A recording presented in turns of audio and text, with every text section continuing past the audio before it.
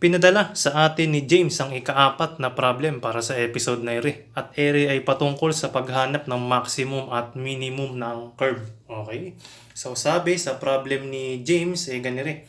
Find the maximum and or minimum of the curve for y equals 3x to the fourth minus 16x cubed plus 24 x square. Okay? So, gayaan yung problem ni James. Hanapin daw yung maximum at minimum ng curve na yan. Okay? So, para sa gayaan mga klaseng problem, ay ganiri ang gagawin natin. Okay? Mula din sa equation ng curve, ay kukunin natin yung first derivative at yung second derivative. Yung y prime mula rin tapos yung y double prime. Tapos, ang gagawin natin kasunod, iseset natin yung y prime na 0. So, makukuha natin dun sa pagset ng y prime equals 0 ay yung mga x na nakakapagpa-0 dun sa ating first derivative o yung y prime. Yun yung tinatawag na mga critical values, yung mga critical numbers. Okay? So, mula roon, meron tayong gagamitin na test. Unahin na natin ring second derivative test. Yung sinasabi sa second derivative test. Y is a maximum at x equals a if at x equals a, y prime is equal to 0. So, isulat natin SDT o second derivative test. Y is a maximum at x equals a if at x equals a, y prime equals 0, and at y double prime is less than 0. Okay? Ere naman yung sa minimum. Y is a minimum at x equals a if at x equals a, y prime equals 0. So, pareho sila, y prime equals 0. Yung first derivative ay magsi-0 and y double prime is positive o greater than 0. Okay? Yan yung sinasabi sa second derivative test. Kaya tayo ay kumukuha ng critical number o critical value. Area yun, yung y prime na ating nakuha ay iseset natin na 0. Makukuha natin dun yung x equals a o yung critical value. So, meron na tayong makukuha na critical value. Tapos, titignan natin yung magiging value ng ating second derivative o yung y double prime. Kung yan ay tumugma din makakakuha tayo ng maximum o kaya naman minimum mula sa second derivative test. Okay? Kung ang lalabas na value ng second derivative o yung y double prime ay equal sa 0 o yung value niya ay 0, then magpe-fail yung second derivative test at gagamit tayo ng first derivative test. Mamaya papaliwanag ko yung first derivative test kung sakaling may mag-fail doon sa ating mga critical values na makukuha. Okay? So, simulan na natin. Meron tayong equation din ng curve. Area yun. Kukunin natin yung y prime at yung y double prime. Okay? So, area, mula rin sa curve na area, pwede tayo mag-implicit. Okay? So, meron tayo rin 4 y prime. Bakit ganyan? 4 times sa derivative ng y, yun ay 1. Tapos, may nakadikit na y prime dahil implicit area. So, meron tayong 4y prime equals, ano ba yung derivative nung nasa kanan? Okay? Gagamit lang tayo rin ng power rule. Okay? So, bababa yung 4, maka-times sa 3, yun ay magiging 12. X, yung 4 ay mababawasan ng 1. Okay? So, 4 minus 1, 3. Kaya, ang derivative nito ay 12x cubed. Gawin din natin yun para din. Okay? 16 times 3, 48. X, mababawasan ng 1 yung 3.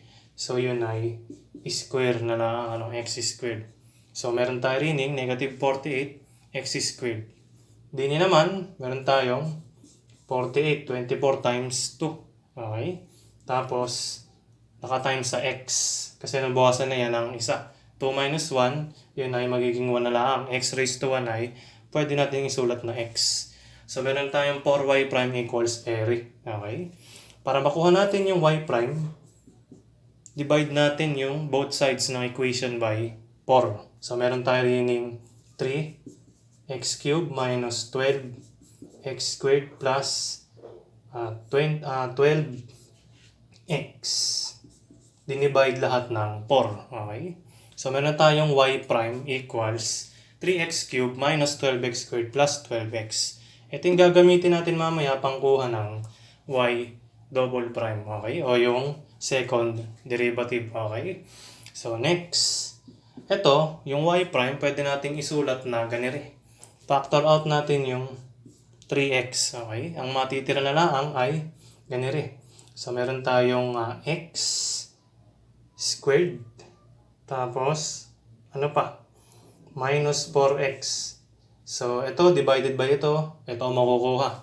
12x squared divided by 3x, 4x. Okay? Ito, divided by ito, makakakuha tayo ng 4. So, yan yung pagpapactor natin din sa nakuha nating first derivative o y prime. Eri yung nangyari sa kanya. Okay? Pero eri x squared minus 4x plus 4 ay pwede pa natin i-factor yan. Magiging ganito. X minus 2 naka-times sa x minus 2. Iyon. Okay? At yun ay magiging ganito. So, yung itsura na ng ating y prime ay 3x times quantity x minus 2 naka-raise sa 2. Okay? So, yun yung ating pwedeng gawin na itsura ng y prime. Okay? Next, doon naman tayo sa y double prime. Okay? O yung second derivative. So, mula rin kunin natin yung derivative nito. Okay? So, ang derivative nito ay 9x squared. Okay? Minus 24x plus 12. Okay? Bumaba, 9. Nabawasan ng isa, x squared. Bumaba, naging 24. 12 times 2, 24. Tapos, x squared, naging x na laang. Nabawasan kasi ng isa, yung exponent. Naman, bababa yung 1. Okay? Pwedeng gayon tingnan natin. So, magkakaroon tayo ng 1. Bababa natin. So, 12 times 1, 12. Meron ka na lang din ng x raised to 1 minus 1, x raised to 0. Ang x raised to 0 ay equal sa 1. So, 12 times 1, 12 yung natira din. Kaya ganito rin ang itsura ng ating y double prime. Okay? Yung y double prime na nakuha natin, pwede nating isulat na paganire. Factor out natin yung 3. Okay? So, meron na lang tayo rin ito, divided by 3, 3x squared, divided by 3, negative 8x, divided by 3, yun ay magiging 4. Okay? So, yan na, yung itsura ng y double prime o yung second derivative. Okay? Pero pwede natin isulat na ganito. 3x minus 2, x minus 2. Okay? Ay by factoring. Okay? By factoring pa rin. So, check natin. 3x times x, 3x squared. 3x times negative 2, negative 6x. Negative 2 times x, negative 2x. So, yun ay magiging negative 8x. Tapos ito, dalawang negative 2, pinag-times ay magiging positive 4. So, gayaan yung factors ni ring 3x squared minus 8x plus 4. So, ganyan rin na itsura ng ating y double prime. Okay? So, para doon sa ating makakapagpasiro sa ating first derivative, iset natin yung y prime equal sa 0. Okay? Para mahanap yung x na yun na nakapagpasiro sa ating y prime. Okay? So, setting y prime equals 0, then 0 equals okay? So, 0 equals 3x naka-times sa x minus 2 quantity square. Okay? Ibig sabihin niyan, yung 3x ay 0 or yung x minus 2 quantity square ay equal sa 0. Okay? Hinahanap natin yung x value na makakapagpa-0 sa ating first derivative. Yun yung critical number o critical value. Okay? Mula rin makakuha tayo ng x equals 0. Dini naman, pag kinuha natin yung square root, magiging x minus 2 equals 0 yung ating equation dini. Okay? Tapos, pag nilipat yung negative 2 sa kanan, pag tinranspose, magiging x equals 2. Okay? So, meron na tayong nakuhang critical values. Eri yung mga values na nakakapagpa-0 sa ating first derivative. X equals 0 at x equals 2. Okay? So, next natin gagawin ay tingnan natin yung magiging value ng ating second derivative o yung y double prime. Kapag ginamit natin rin critical numbers o critical values na rin. X equals 0 at x equals 2. Okay? When x equals 0, ang y double prime ay equal sa ano? So, gamitin natin rin. Okay? So, meron tayo rin na 3 times 3 times 0 minus 2 naka-times sa 0 minus 2. Yun ay equal sa 3 times, magiging 0 minus 2, negative 2 na eri 0 minus 2, negative 2 rin. So, meron tayong negative 2 times negative 2, positive 4 times 3, yun ay positive 12. So, yung ating nakuha na y double prime o yung second derivative ay positive. Okay? Gamitin natin yung second derivative test. Okay? Yung critical number o critical value natin, x equals 0 in this case. Tapos, yun nga yung nakakapagpa-0 sa ating first derivative. So, tama siya. Okay? Tapos, nakuha natin ay greater than 0. Okay? So, hindi i-remax. Tingnan natin pareho lang naman siya. X equals yung critical number a 0. Y prime equals 0. Nga yung nakakapagpa-0 sa ating y prime, first derivative. And y double prime o yung ating second derivative ay positive. Nasatisfy niya ito, ibig sabihin yung ating x equals 0 ang nakakapagbigay ng minimum. Okay? Doon sa ating curve. Okay? So, yun yung ating minimum. Okay? By SDT, by second derivatives test, the curve, yan yung susulat natin, the curve has a minimum at x equals 0. Okay? By second derivatives test, the curve has a minimum at x equals 0. Ano yung minimum point? Okay? Yun yung point xy sa plane kung saan nandun yung minimum. Okay? So, tingnan natin, So, burahin ko na muna rin. So, meron tayong ganyan, For y equals, substitute na natin yung 0. Okay? Para makita natin kung ano yung minimum point dun sa curve. So, 3, substitute yung 0, substitute yung 0, substitute yung 0. So, may naka-times na 0 sa bawat isa. Magiging 4y equals 0. Ibig sabihin, yung y ay equal sa 0. Ibig sabihin, yung minimum point ay nasa origin, 0, 0. At ang minimum value niyan ay 0. Okay? Yan yung para sa x equals 0. Yung critical value natin na x equals 0. Mula doon, nakakuha tayo ng minimum. Okay? Yun yung 0. Okay? Yung minimum ng curve na yan. Okay? Next naman, gamitin natin yung x equals 2. Okay? So, burahin ko na rin. When x is equal to 2, then yung ating y double prime ay equal sa, so yung y double prime, yung mga 0, palitan lang natin ng 2. So, 3 times 3, yung 3 ay naka-times sa 2, minus 2, tapos 2 minus 2. Okay?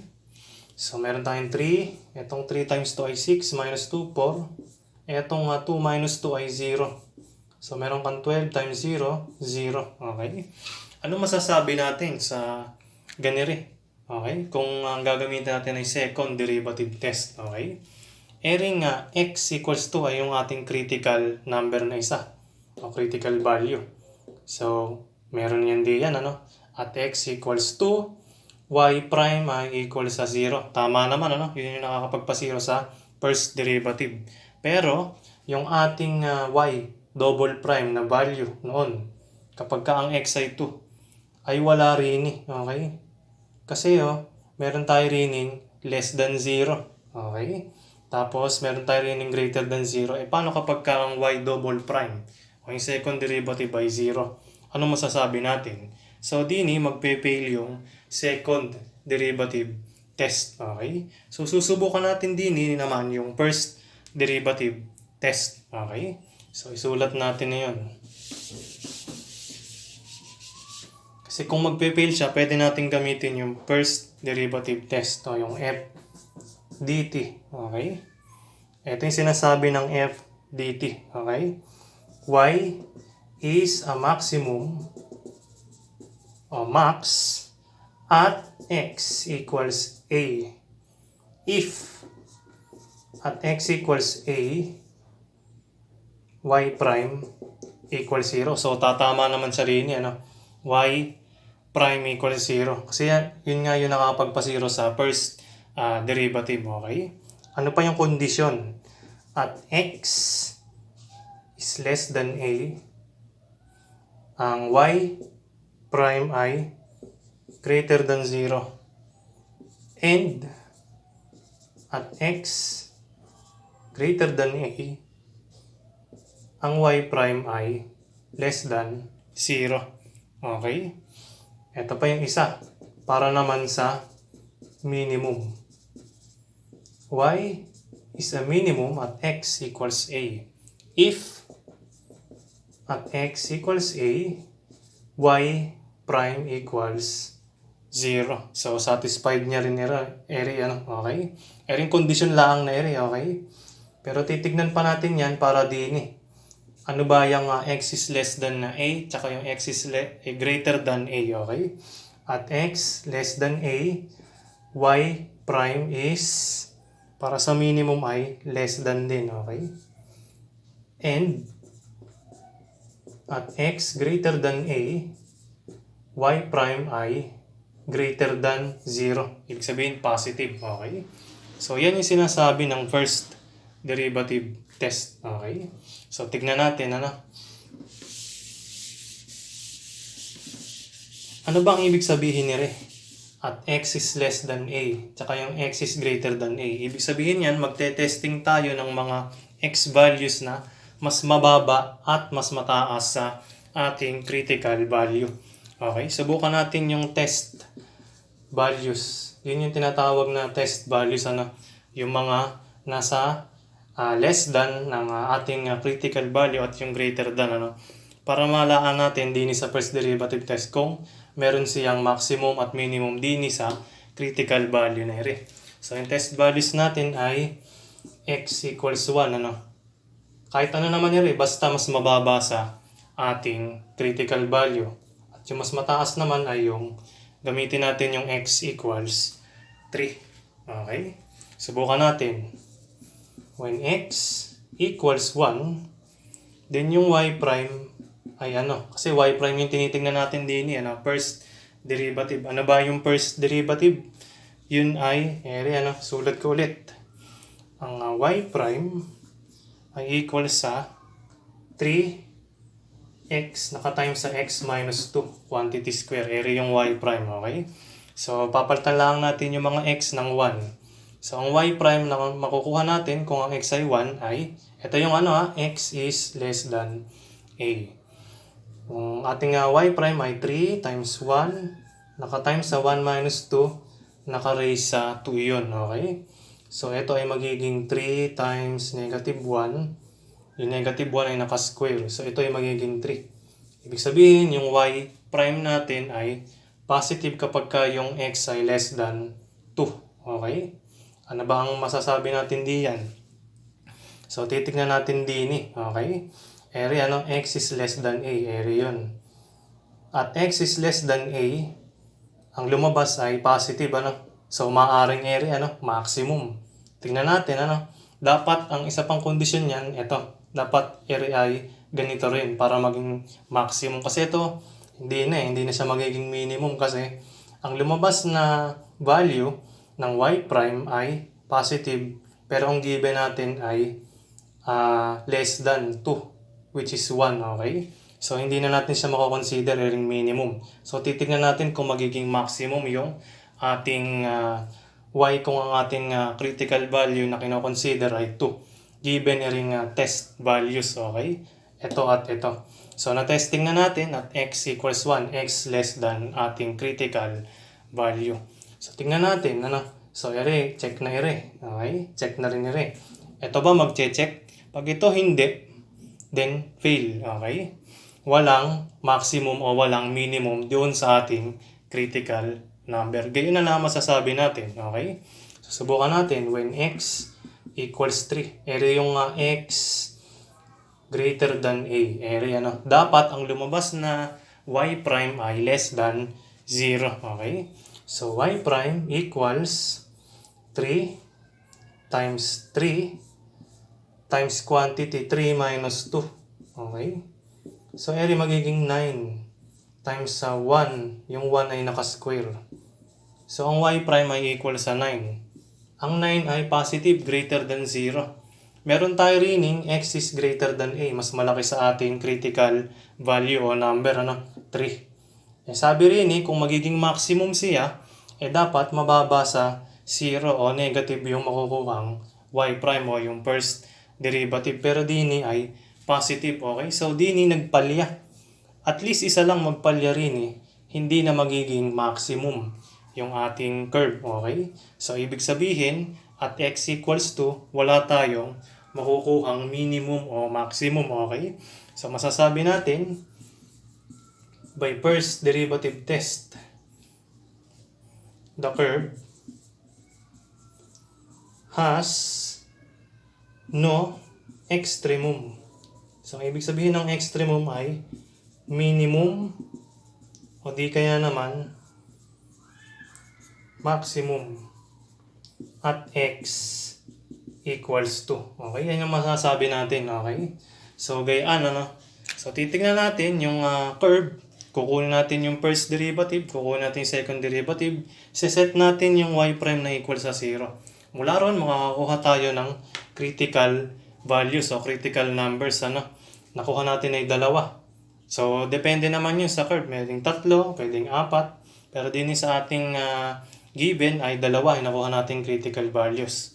Tapos titignan natin by first derivative test o second derivative test. Mas maganda magsimula tayo sa second derivative test para pag nag-fail, pwede na ba natin gamitin yung first derivative test, okay? Mula dun sa ating ginawa, dun sa x equals 0, nakakuha tayo ng minimum, At ang value na minimum ay 0, okay? At ang minimum point ay 0, 0, yung origin.